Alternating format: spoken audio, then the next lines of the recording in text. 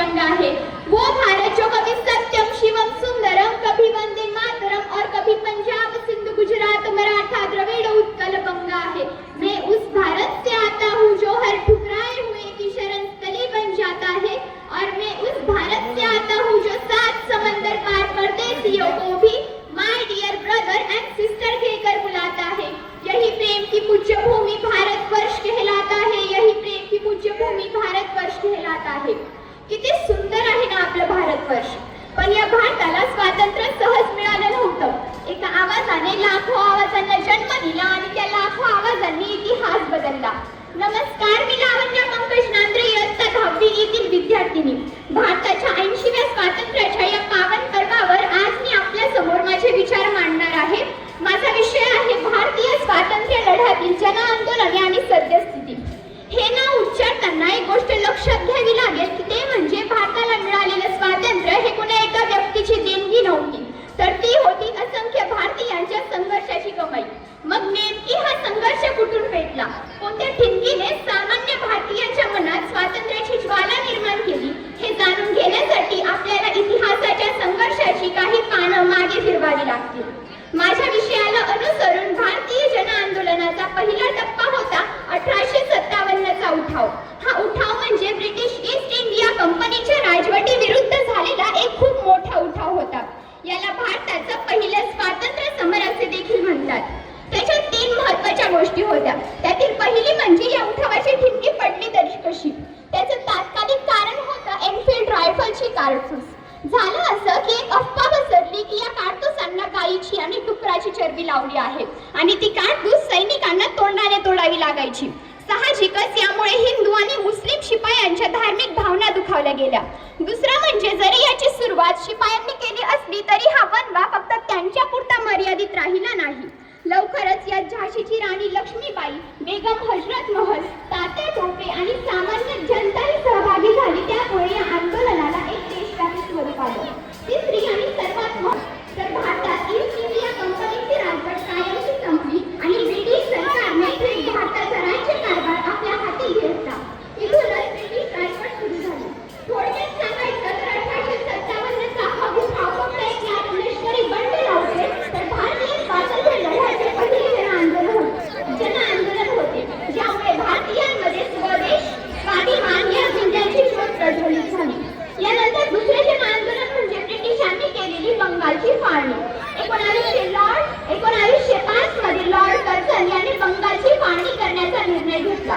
ब्रिटिशांनी त्यामागे प्रशासकीय सोयीचे कारण दिले, मात्र खरे कारण भारतीयांमध्ये फूट पाडणे आणि आपली सत्ता मजबूत करणे हा उद्देश होता। बंगालच्या फाळणी विरोधात देशभर तीव्र आंदोलन पेटले। स्वदेशी आणि बहिष्कार या चळवळीला मोठी चालना मिळाली। भारतीयांनी परदेशी मालावर बहिष्कार टाकून स्वदेशी वस्तूंचा स्वीकार केला। भारतीयांच्या प्रखर विरोधामुळे 1911 मध्ये बंगालची फाळणी रद्द करावी लागली। या संघर्षाची भावना व्यक्त करताना मी म्हणेन की वतन की मिट्टी ने पुकारा था तो लाखों कदम आगे बढ़ गए, जिन्हें बांटने निकले थे अंग्रेज वो हिंदुस्तानी और भी करीब आ गए, वो हिंदुस्तानी और भी करीब आ गए। देशाच्या सामाजिक समतेचा आरसा व्यक्त करताना मी एवढेच म्हणेन की मंदिर में दाना छुपकर चिड़िया मस्जिद में पानी पीती है, मैंने सुना है। कि मंदिर में दाना छुपकर चिड़िया मस्जिद में पानी पीती है, मैंने सुना है। राधा की चुनरी कोई सलमा बेगम सिलती है। एक रफी थे जो महफिल में रघुपति राघव गाते थे, सबका मालिक एक शिरडी के साई कहते थे। एक प्रेमचंद जो बच्चों को ईदगाह सुनाते थे। भारतीयांच्या याच एकजुटीला पुढे महात्मा गांधींच्या नेतृत्वाने नवी दिशा आणि आशा दिली। 1920 ची असहकार चळवळ महात्मा गांधींनी सुरू केली। भारतीयांनी सरकारी संस्था आणि परदेशी वस्तूंवर बहिष्कार टाकला। स्वदेशी वस्तू, खादी आणि अहिंसक आंदोलनाच्या माध्यमातून सामान्य जनता ही या स्वातंत्र्य लढ्यात सहभागी झाली। त्यामुळे हा लढा खऱ्या अर्थाने जनतेचा लढा बनला।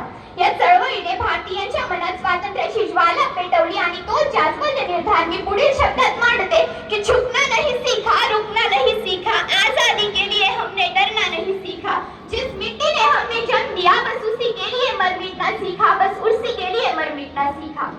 असहकाराच्या या जन आंदोलनाने स्वातंत्र्य लढ्याला नवी ऊर्जा दिली आणि पुढे 1930 मध्ये हा लढा आणखी तीव्र झाला। तो म्हणजे सविनय कायदेभंग चळवळीच्या रूपाने। 1930 मध्ये महात्मा गांधींनी सविनय कायदेभंग चळवळ सुरू केली. दांडी यात्रेच्या माध्यमातून ब्रिटिशांच्या मिठाचा कायद्याचा त्यांनी भंग केला. या आंदोलनात देशभरातील सामान्य जनता मोठ्या संख्येने सहभागी झाली. भारतीयांनी या अन्यायकारक कायद्याचा अहिंसक मार्गाने विरोध करून ब्रिटिश सत्तेला मोठे आव्हान दिले. त्या एका मुठभर मिठामागे संपूर्ण देशाचा निर्धार होता. उचललेच तू मिठभर मोठं साम्राज्याचा खचला पाया. त्यानंतर हा संघर्ष पोहोचला होता त्याच्या अंतिम टप्प्यावर, तो म्हणजे 1942चा स्वातंत्र्य लढा. महात्मा गांधीजींनी छोडो भारत हे आंदोलन सुरू केले. 8 ऑगस्ट 1942 रोजी गांधीजींनी भारतीय जनतेला स्पष्ट संदेश दिला की करो या मरो. या आंदोलनात अनेक नेत्यांना अटक झाली, तरी ही आंदोलन देशभर पसरले. विद्यार्थी, तरुण, महिला, कामगार आणि सामान्य जनतेने ब्रिटिश सत्तेविरुद्ध आवाज उठविला. हे आंदोलन भारतीय स्वातंत्र्याच्या अंतिम टप्प्यातील महत्त्वाचे आंदोलन ठरले. अनेकांनी आपल्या प्राणाची आहुती दिली. त्या असंख्य वीरांना आठवताना मी म्हणेल की ना जाने जब तू शहीद हुआ तेरी माँ कैसे सोई होगी, कि ना जाने जब तू शहीद हुआ तेरी माँ कैसे सोई होगी. मैं तो बस इतना जानू कि वो गोली भी तेरे सीने में उतरने से पहले रोई होगी, कि वो गोली भी तेरे सीने में उतरने से पहले रोई होगी. ज्यांनी आपल्या प्राणाचा त्याग करून आम्हाला स्वातंत्र्याचा उद्या दिला, त्यांचे बलिदान आम्ही कधीही विसरू शकत नाही. इतिहासाने आम्हाला स्वातंत्र्य मिळवून दिले. आता वर्तमान आपल्याला प्रश्न विचारत आहे की या स्वातंत्र्याचे आपण करत काय आहोत. चला पाहूया आजचा भारत. स्वातंत्र्यानंतर ही अन्याय, भ्रष्टाचार, लोकशाही मूल्यांसाठी जन आंदोलने उभी राहिली. त्यातील एक महत्त्वाचे म्हणजे 1974 मध्ये जयप्रकाश नारायण यांचे बिहारमध्ये झालेले आंदोलन. बिहारमधील विद्यार्थ्यांच्या आंदोलनांना त्यांनी नेतृत्व दिले आणि पुढे संपूर्ण क्रांतीचा नारा दिला. या आंदोलनाचा केंद्रबिंदू भ्रष्टाचार, गैर प्रशासन, लोकशाही मूल्यांसाठीचा संघर्ष हा होता. आवाज उठी तो दूर तलक असर हुआ, एक इंसान खड़ा हुआ तो पूरा शहर हुआ. हक की लड़ाई में जो डटकर खड़े रहे, वही तो इतिहास के पन्नों में अमर हुए, वही तो इतिहास के पन्नों में अमर हुए. जयप्रकाश नारायण यांच्या आंदोलनाने हे दाखवून दिले की लोकशक्ती ही लोकशाहीची खरी ताकद आहे. हीच लोकशक्ती पुढे पुन्हा एका मोठ्या जन आंदोलनाच्या रूपाने दिसून आली. ते म्हणजे समाजसेवक अण्णा हजारे यांच्या नेतृत्वाखाली झालेले भ्रष्टाचाराविरुद्धचे आंदोलन. 2018 मध्ये अण्णा हजारेंनी जन लोकपाल विधेयकाच्या मागणीसाठी दिल्लीतील जंतर मैदानावर देशव्यापी आंदोलन केले. या आंदोलनाला जनसमर्थन मिळाले आणि भ्रष्टाचाराचा प्रश्न देशभरातील जनतेच्या केंद्रस्थानी आला. या आंदोलनाने सामान्य नागरिकांना ही लोकशाही प्रक्रियेत सक्रियपणे सहभागी होण्याची प्रेरणा मिळाली. या आंदोलनातून एक गोष्ट पुन्हा स्पष्ट झाली की आवाज जब जनता की होती है तो बदलाव की शुरुआत होती है, तो बदलाव की शुरुआत होती है. पण भारताचं वर्तमान केवळ भ्रष्टाचाराच्या विरोधाच्या आंदोलनापुरता मर्यादित नाही. देशाच्या वेगवेगळ्या भागात आपल्या हक्कासाठी आणि आपल्या न्यायासाठी अनेक आंदोलने झाली आहेत. त्यातील एक महत्त्वाचा संदर्भ म्हणजे मणिपूरमधील आंदोलन. भारताची विविधता जितकी मोठी आहे तितकीच प्रत्येक नागरिकाच्या हक्काची आणि संरक्षणाची जबाबदारी मोठी आहे.